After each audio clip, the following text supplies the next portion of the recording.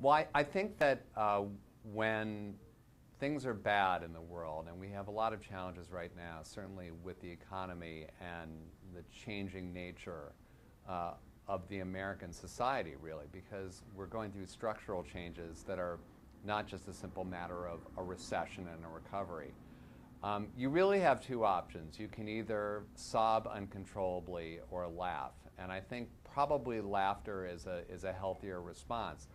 Fortunately, right now, politicians are providing us with so much material. I really call it, as a comedian, I call it a target-rich environment. We have politicians who are now perfectly willing to go on national television in debates, less prepared than they would be for an interview at Radio Shack.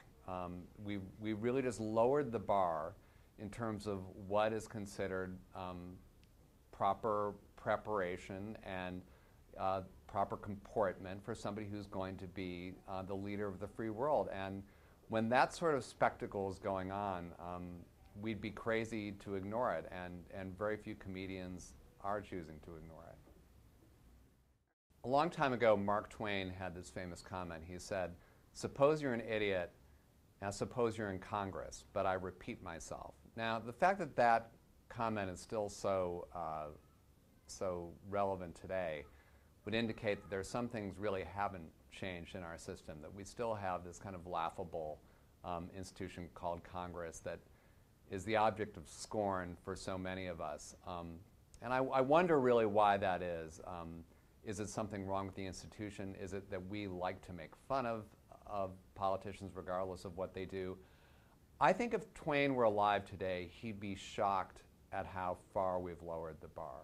And I think that right now in America something very perverse is going on, which is that we are now celebrating people who are ignorant. I think it has a lot to do with our kind of reality TV culture. I don't want to get too sociological all of a sudden, but I think over the last 10 years between American Idol and Survivor and all these TV shows, we've come to celebrate the amateur. It's like any ordinary person could suddenly be on TV and become a star. And it reminds me of the Peter Sellers movie Being There. I think we now feel that you could pluck the average person. By average, I mean somebody who is really below average, somebody who has not bothered to learn where countries in the world are located and can't really name all the branches of government. Take this sort of least exceptional person and say, okay, great, you should be running our government, you should be in Congress, you should be in Senate. And the idea is that we feel that these people somehow are more authentic or more real and they'll represent us better. The problem is we now face such complicated challenges that if anything, we should be seeking out the most exceptional people in the world, the people with the most expertise, the most agile minds, the highest degree of concentration, because the average person would be at a loss to solve a lot of these problems. The above average person would be at a loss. So we should be seeking the exceptional, and instead we seem to be perversely seeking out the below average. I don't think that this is a state of affairs that can last forever, because eventually things will get so bad that people will say, wait a minute, you can't have somebody be sworn into Congress who has no idea what the Supreme Court is.